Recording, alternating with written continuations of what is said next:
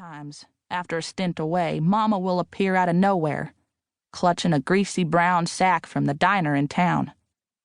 Then, everything we eat is buttered thick as flies on a deer carcass, because it would break mine and Jenessa's hearts to waste those little squares of gold. Mama says stealing butter is free, as long as you don't get caught. She also says G's are free, and I should remember to tack them onto the ends of my ing words, and stop using ain't, and talk proper like a lady and all. Just because she forgets don't mean I should. Just because she's backwoods don't mean me and Jenessa have to be. At least we have the bread. I'm glad Ness isn't here to see me scrape the fuzzy green circles off the bottom. If you scrape it carefully, you can't even taste the must, which, when I sniff it, smells like our forest floor after a wetter month. Snap, swish. I freeze. The rusty can opener one bite into the tin. Nessa? The crunch of leaves and twigs beneath careless feet and the unmistakable sound of branches singing off the shiny material of a winter coat is too much noise for Jenessa to make, with her cloth coat and footsteps quiet as an Injun's. Mama? I scan the tree line for the lemon-yellow zing of her spiffy store-bought ski jacket.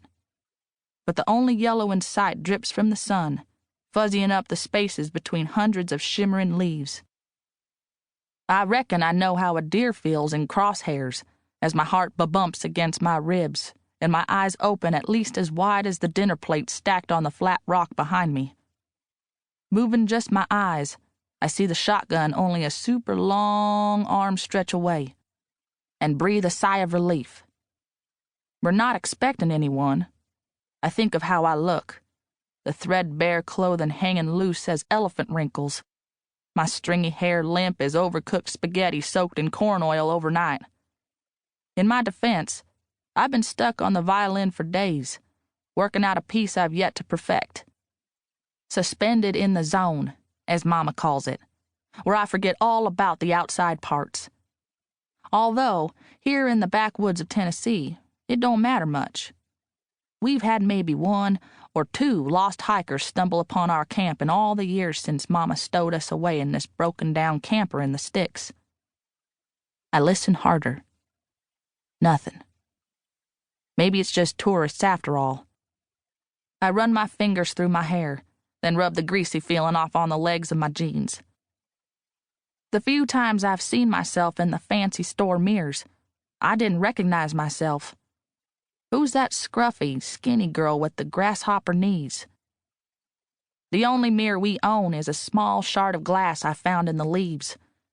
In it, I can see one cyclops eye at a time, or half the button of my nose. The V's sitting pretty in the middle of my top lip, or the peach fuzz on the top of my earlobe. 7 years bad luck, Mama said after she'd seen the shard. And I ain't even the one who busted it. Luck ain't free. 7 years might as well be 10 or 20, or forever, with luck being rare as butter for Mama, my sister, and me.